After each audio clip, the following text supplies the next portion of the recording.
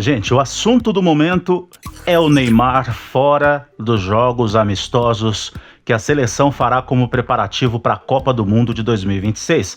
Você sabe, nesse final de março, o Brasil tem 2 jogos muito importantes em que Carlo Ancelotti vai testar alguns jogadores e trouxe também alguns jogadores da sua confiança na escalação que você acompanhou aí pelas redes sociais, está espalhado em tudo quanto é lugar, está todo mundo falando dela, mas o assunto principal é a ausência de Neymar na seleção brasileira.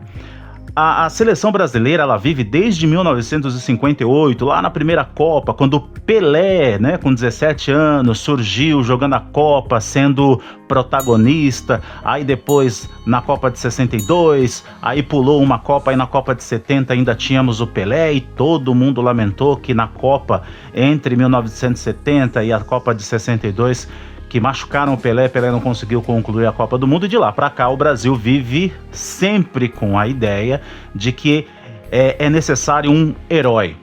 E o Neymar tem sido esse herói desde 2010.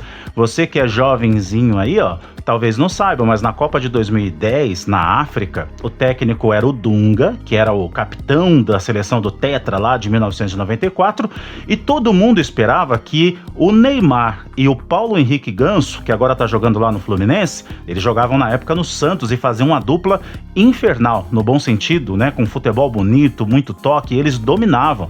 E todo mundo achava que o Neymar e o Ganso poderiam fazer parte daquela seleção de 2010 que foi eliminada pela Holanda, depois de uma virada num jogo muito terrível feito pelo Felipe Melo. Todo mundo colocou na conta do Felipe Melo, mas a seleção podia ter jogado um pouco melhor. E todo mundo achava que naquela Copa o Neymar já poderia ir. Tanto que em 2013, quando ainda existia a Copa das Confederações, o Neymar estava no auge.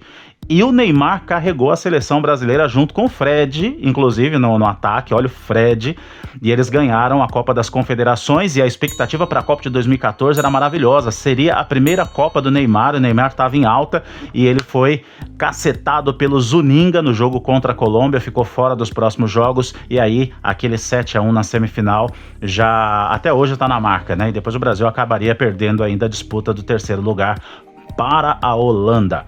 E depois, em 2018, Neymar já era o X, mas era ele sozinho, né, na Copa da Rússia. 2022 no Catar, o Neymar ainda estava lá, e o jogo contra a Croácia, em que o Brasil perdeu nas quartas de final, mostrou que o Neymar, ele tinha o controle da situação, o domínio, né, e a liderança que aquela equipe precisava, principalmente quando ele chamou a atenção do Fred, num lance que o Fred entrou e ele tinha que recompor, acabou subindo pro ataque, não recompôs, e no contra-ataque a Croácia acabou empatando o jogo na prorrogação, foi para os pênaltis, e aí nos pênaltis faltou um Cássio, faltou um Hugo, que inclusive tá fora aí, o Hugo, né, tá fora dessa lista da Copa, mas o Cássio poderia de repente, né, na Copa de 2022 ter entrado pelo menos para a disputa de pênaltis, visto que o Alisson é um bom goleiro, né, mas a gente sabe que na hora que precisa não funciona. Mas o Neymar, gente, tá aí, depende só dele. O Carleto falou, né, que ele tá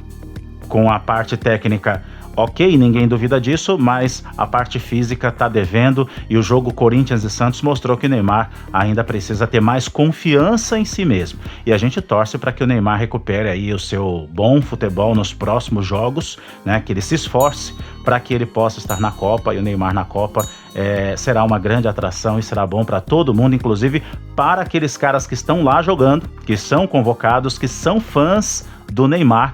Ter Neymar ali junto talvez traria uma confiança para ele. Você acha que o Neymar deveria fazer parte do grupo selecionável para os amistosos ou para a Copa do Mundo? Põe aí nos comentários. Estamos de olho na Copa, em tudo que se fala na Copa. Até os próximos vídeos aqui no canal ASL Sports.